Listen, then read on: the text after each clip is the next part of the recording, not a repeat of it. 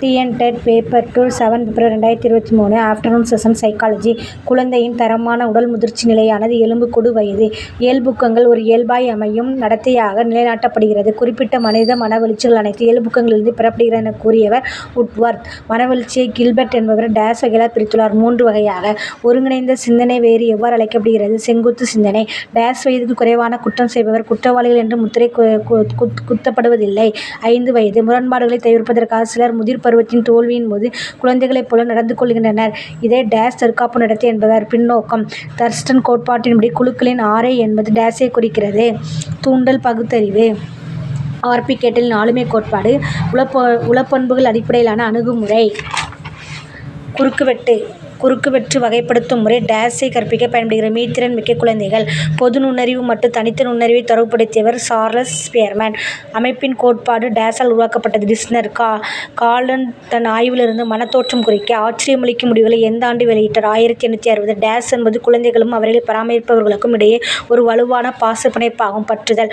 உந்த குறைப்பு கோட்பாடு கற்றலை வடிவமைத்தவர் ஹல். மனிதனின் பல்வேறு வகைப்பட்ட திறமை மற்றும் ஆற்றலை அளவிடும் மற்றும் மதிப்பீடு செய்ய பயன்படும் பல்வேறு சோதனை மற்றும் உத்திகள் சம்பந்தப்பட்டவை. உள அளவீடுகள்.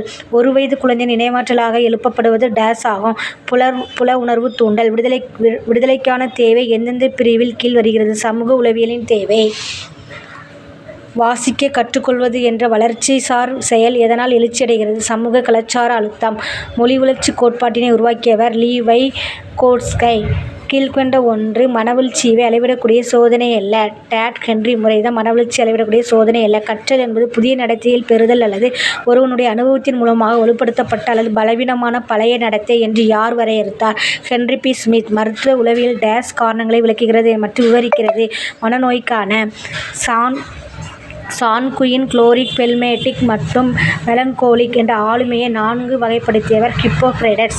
ஒரு மாணவனின் மனவயது 20 காலவயது 16 இருந்தால் நுண்ணறிவு என்னவாக இருக்கும்? ஃபர்ஸ்ட் மனவயது போயிட்டு கீழே காலவயது போட்டு × 100 போட்டு அதை சம் பண்ணோம்னா ஆன்சர் 125 கிடைக்கும்.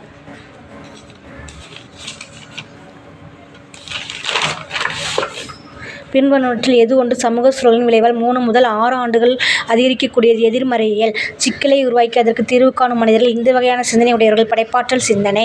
பள்ளித் தேர்வு மற்றும் அடைவுத் தேர்வில் மீத்திறன் மாணவர்கள் 5% இடத்தை பெறுகிறார்கள். ஆதார அடிப்படையிலான சிகிச்சை முறையை நடைமுறைப்படுத்துவதன் மூலம் மனநோய் நிலைகளை தடுக்க முடியும் என்பதற்கு போதுமான ஆதாரங்கள் உள்ளன என கூறியவர் ஐரோப்பிய சைக்காட்ரிக் அசோசியேஷன். கல்வி உளவியல் என்பதன் வரையறை. உளவியல் கொள்கைகள் மற்றும் நுட்பங்கள் மனித நடத்தைகளுடன் செயல்முறைப்படுத்துதல். சரியான இணையை தேர்ந்தெடுக்கும். நிறுவுதல் நிலை 25 to 44 ஆண்டுகள்.